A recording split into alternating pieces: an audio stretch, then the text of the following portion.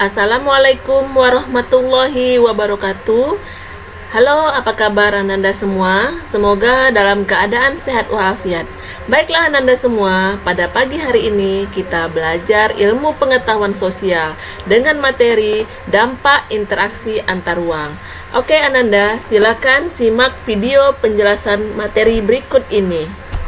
Assalamualaikum warahmatullahi wabarakatuh. Apa kabar Ananda semuanya? Semoga Ananda dalam keadaan sehat walafiat. Baiklah Ananda semuanya, pada hari ini kita mulai untuk pelajaran ilmu pengetahuan sosial. Nah, Ananda semuanya, pada hari ini materi yang akan disampaikan yaitu mengenai dampak interaksi antar ruang.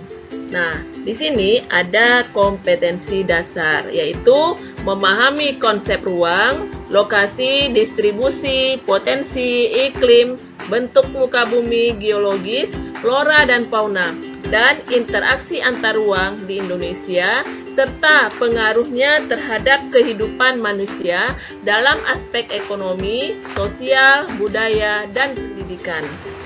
Baiklah Ananda semua, di sini dalam dampak interaksi antar ruang itu meliputi yang pertama ada perubahan sosial budaya, yang kedua mobilitas, yang ketiga perkembangan pusat pertumbuhan perkotaan, yang keempat perubahan penggunaan lahan, yang kelima perubahan orientasi mata pencaharian, yang keenam perkembangan sarana dan prasarana, yang ketujuh perubahan sosial budaya, dan yang kedelapan perubahan komposisi penduduk.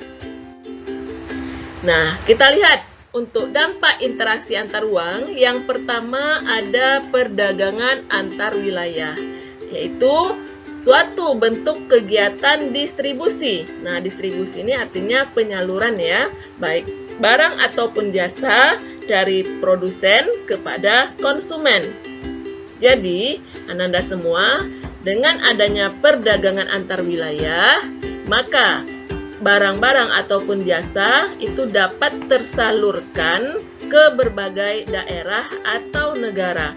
Jadi di sini yang harus kita ketahui bahwa nantinya antara wilayah satu dengan wilayah yang lain di dalam negara yang sama untuk mendapatkan keuntungan, sehingga nantinya akan terjadi interaksi antar ruang yang dimana di dalam batas-batas geografi suatu negara.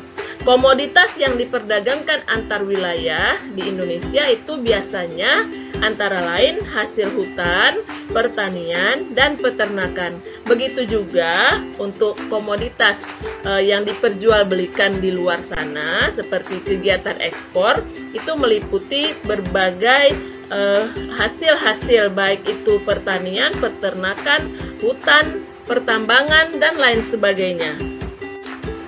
Kemudian untuk yang kedua yaitu adalah mobilitas antar wilayah, yaitu perpindahan penduduk dari suatu daerah ke daerah lain.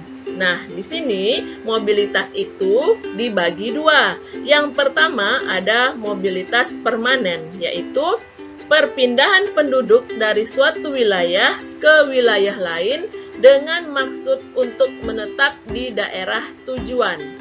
Kemudian yang kedua ada mobilitas non-permanen, yaitu perpindahan penduduk dari suatu tempat ke tempat lain yang tidak bertujuan untuk menetap, hanya bersifat sementara.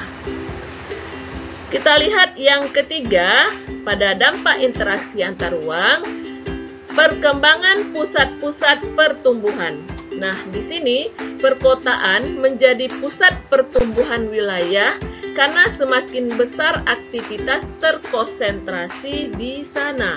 Jadi, kita lihat bahwa di kota itu pusat pertumbuhan memang semakin besar, di mana nantinya muncul di berbagai daerah ya sebagai dampak dari interaksi antar ruang, sehingga nantinya muncul kota-kota besar di berbagai wilayah. Kemudian yang keempat, perubahan penggunaan lahan. Nah, salah satu contoh lahan pertanian berubah menjadi lahan pemukiman penduduk. Nah, ini kita lihat berkembangnya suatu daerah yang didatangi penduduk akan membutuhkan banyak lahan sebagai tempat tinggal, tempat berusaha, tempat untuk jasa, dan lainnya. Akibatnya, terjadi perubahan penggunaan lahan yang sebelumnya. Misalnya, tadi yang Ibu katakan, dari lahan pertanian berubah fungsi menjadi pemukiman. Kemudian dampak lainnya adalah perubahan penggunaan lahan dari usaha pertanian menjadi non-pertanian, seperti perdagangan dan juga jasa. Kemudian yang kelima, perubahan orientasi mata pencaharian. Perubahan ini terlihat pada jenis pekerjaan yang berubah. Semula dari petani, kemudian dia menjadi penyedia jasa. Jadi di sini akan terlihat bahwa pada awalnya ya rata-rata penduduk Indonesia bergerak pada sektor pertanian. Ya, contohnya mungkin mereka di sini lebih berorientasi pada sumber daya alam, ya, kayak petani. Kemudian juga di sini mereka mulai beralih ya pada pengusaha. Ya, ini bentuk jasa ya dan lain sebagainya. Kemudian yang keenam, perkembangan sarana prasarana. Nah, di sini kita lihat pergerakan orang, barang, ataupun juga jasa akan memerlukan sarana dan juga nantinya prasarana. Ya, seperti contoh jalan, fasilitas umum, pusat-pusat perdagangan, dan lain sebagainya. Sehingga akan bertambah seiring meningkatnya interaksi antar ruang. Berikutnya yang ketujuh, perubahan sosial budaya. Nah, untuk interaksi antar ruang di dalam perubahan sosial budaya mengakibatkan terjadinya interaksi masyarakat dari suatu wilayah dengan masyarakat wilayah lain, interaksi antar individu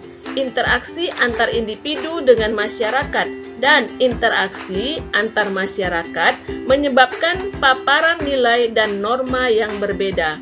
Jadi, lambat laun, nilai dan norma yang berbeda ini dapat saling mempengaruhi sehingga terjadi perubahan sosial dan budaya.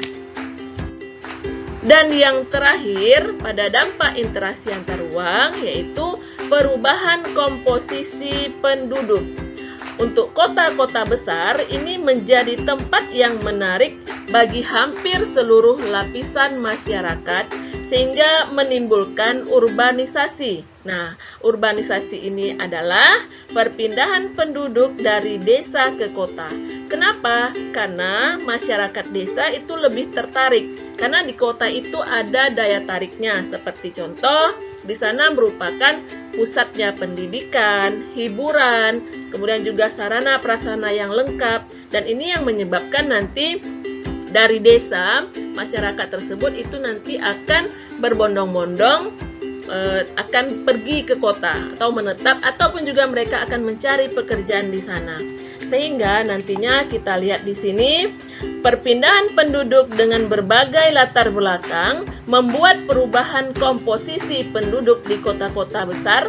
Sebuah kota besar yang awalnya berisi penduduk homogen. Nah, yang homogen ini artinya yang sejenis ya, artinya hanya penduduk setempat saja. Sekarang karena sudah adanya arus urbanisasi, otomatis nantinya penduduknya menjadi heterogen karena sudah mulai masuk penduduk-penduduk dari daerah lain, sudah bercampur suku bangsa maupun bahasa dalam suatu kota tersebut. Nah, dengan demikian, masuknya para pendatang ini ya sudah bercampur baur, dan ini yang menyebabkan nantinya terjadinya interaksi satu dengan yang dan lain itu semakin bertambah besar. Baiklah Anda semua, demikianlah materi kita pada kali ini mengenai dampak interaksi antar ruang. Demikianlah yang dapat Ibu sampaikan. Sekian dan terima kasih. Wassalamualaikum warahmatullahi wabarakatuh.